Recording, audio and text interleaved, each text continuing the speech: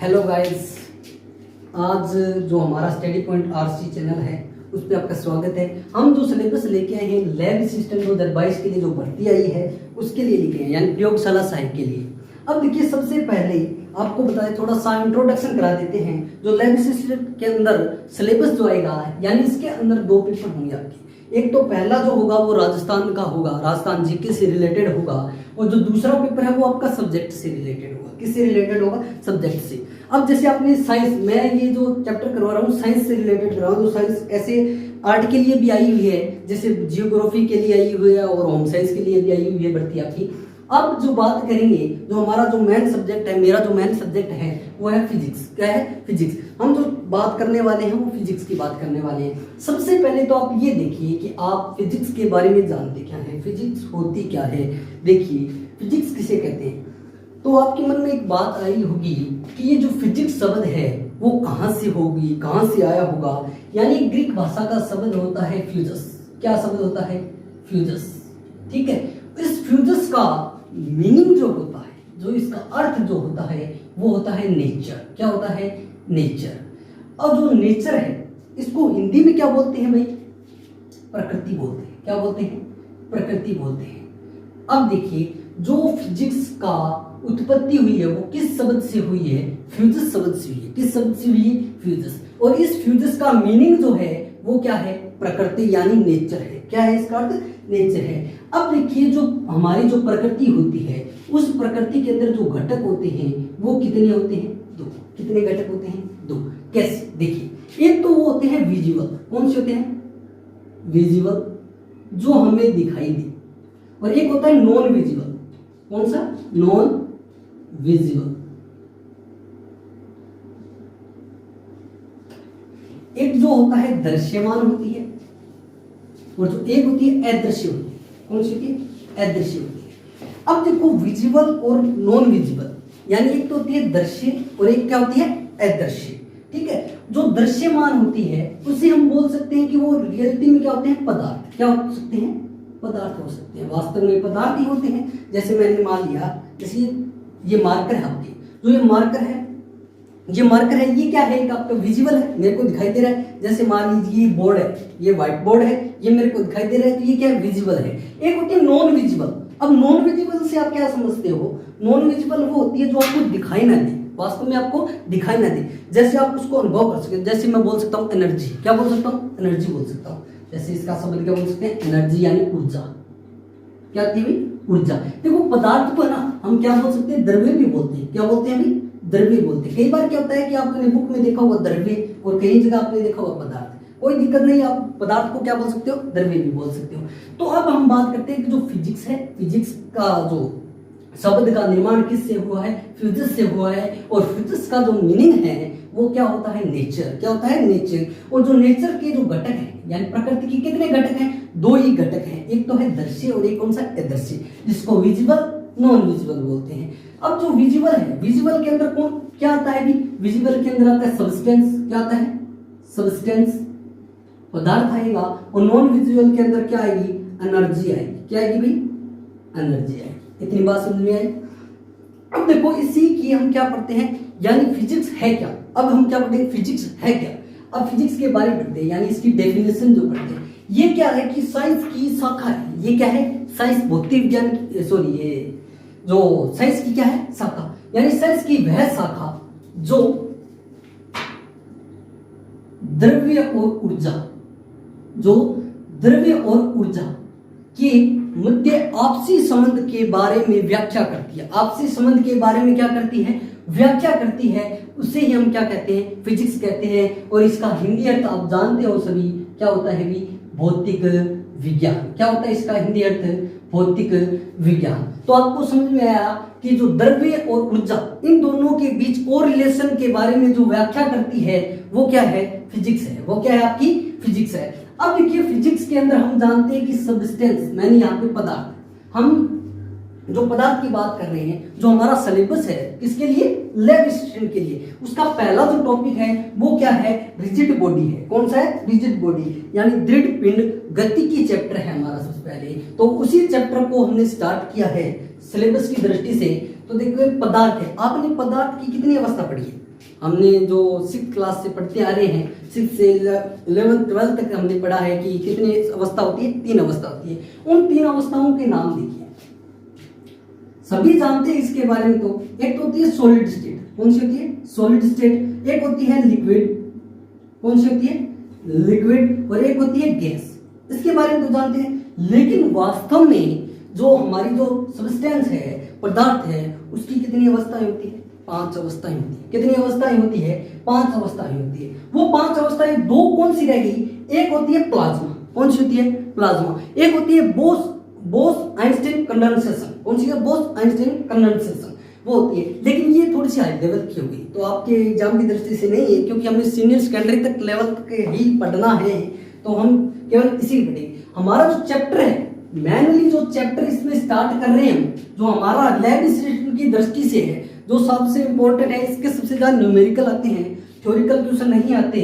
तो सबसे पहले देखिए, एक चैप्टर है रिजिड बॉडी, कौन सा है, रिजिड बॉडी। अब रिजिड बॉडी को हिंदी में बोलते हैं दृढ़ पिंड। क्या बोलते हैं, दृढ़ पिंड। ये जो रिजिड बॉडी मोशन है, गति की है, हमारे पास डायनेमिक्स बोल सकते हो या पिंड है, ये जो चैप्टर है हमारा, इससे स्टार्ट करेंगे। लेकिन इससे पहले मैं थोड़ा सा बैकग्राउंड में लेके जाना चाहता हूं आपको कि ये जो रिजिड बॉडी है, ये है क्या वास्तव, ये है क्या। हमने देखा कि सब्सटेंस कितने पार्ट के अंदर होता है, सब्सटेंस की स्टेट कितनी होती है, 3 अवस्थाएं होती है, लेकिन वास्तव में कितनी होती है, 5 होती है। वास्तव में कितनी होती है, 5 होती है। सबसे पहले हमने देखा सॉलिड स्टेट, कौन सी स्टेट देखी, सॉलिड, फिर लिक्विड, फिर गैस। जो रिजिड बॉडी है वो किसी का पार्ट है भाई, सॉलिड स्टेट का ही पार्ट मान सकते हो। किसका पार्ट मान सकते हो, सॉलिड स्टेट का पार्ट मान सकते हो। सॉलिड स्टेट किसे कहते हैं, जिन यानी कोई भी परमाणु है या कोई भी कण है, उनके बीच अंतराणविक बल क्या हो, मजबूत हो। उनके बीच क्या हो, अंतराणविक बल मजबूत हो, जिनके बीच गैप न के बराबर हो, यानी बहुत कम गैप हो, और वो कैसे हो, कठोर हो। कैसे हो, कठोर। दृढ़ का मतलब भी क्या होता है, कठोर।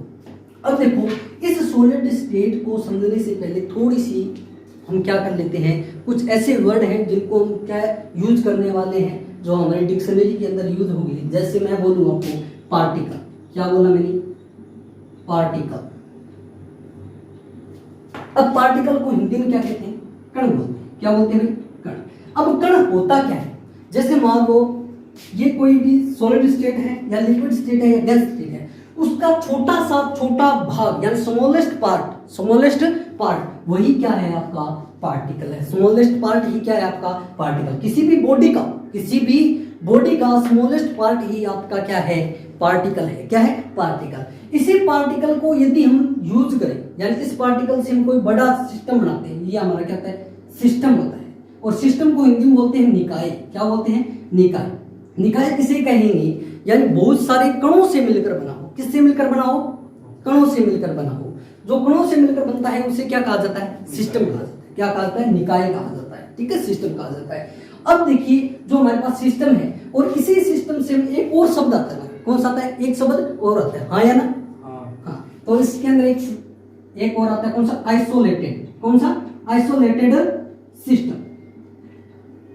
Isolated system. आइसोलेटेड सिस्टम का मतलब क्या होता है, इसको कहते हैं विलगित निकाय। क्या कहा जाता है इसको, विलगित निकाय। अब इस विलगित निकाय से आप क्या समझते हो, इस विलगित निकाय का मतलब ये होता है भाई, जैसे मान लो दो पार्टिकल, जैसे दोनों को मैं क्या करवा रहा हूं, घर्षण करवा रहा हूं। इन दोनों के जैसे मान लो ये है और एक ये डस्टर है और एक ये है, इन दोनों को घर्षण कराओ, यानी इनके बीच कोई तीसरा काम न करे। इन दोनों के बीच को क्या कौन काम न करे, तीसरा काम न करे। तो ये क्या हो जाएगा आपका, यानी उसको क्या बोलेंगे, विलगित निकाय। यानी इन दोनों को कोई बाहरी यानी कोई एक्सटर्नल पदार्थ या कोई वो उसको क्या ना करे, प्रभावित ना करे, वही क्या है, विलगित निकाय है। ठीक है। अब देखिए, जो विलगित निकाय हमने इतनी टर्म्स पढ़ी। अब देखिए, जो सॉलिड स्टेट है, सॉलिड स्टेट के बारे में हमने बता दिया, कठोर होता है। लेकिन वास्तव में कोई भी वस्तु ज्यादा कठोर नहीं होती। लेकिन हमने शब्द पढ़ा, रिजिड बॉडी। क्या पढ़ा, रिजिड बॉडी, दृढ़ पिंड। दृढ़ पिंड क्या होता है, अब थोड़ा सा सुनना। जैसे मान लिया मेरे पास कोई ऐसी कोई भी बॉडी है, ऐसा कोई पिंड है, और उस पर मैं एक्सटर्नल फोर्स लगाता हूं। क्या लगाता हूं, एक्सटर्नल फोर्स। एक्सटर्नल फोर्स का मतलब बाहरी बल लगाता हूँ। क्या लगाता हूँ? बाहरी बल लगाता हूँ। तो इसकी शेप में या इसके वॉल्यूम में या इसके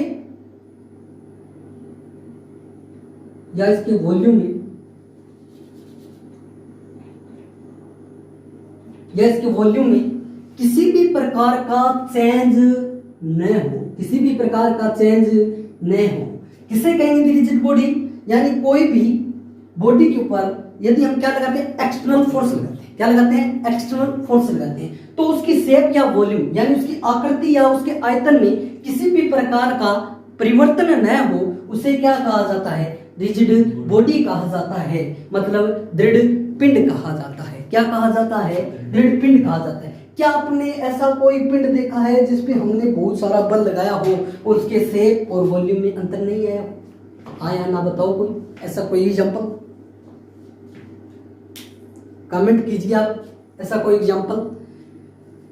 वास्तव में ऐसा कोई भी पदार्थ नहीं है कि वो रिजिड बॉडी हो। वास्तव में व्यवहारिक दृष्टि से, हमारी जो व्यवहारिक दृष्टि है उस दृष्टि से कोई भी ऐसा पदार्थ यानी जो ऐसा कोई भी पदार्थ रिजिड बॉडी नहीं होता।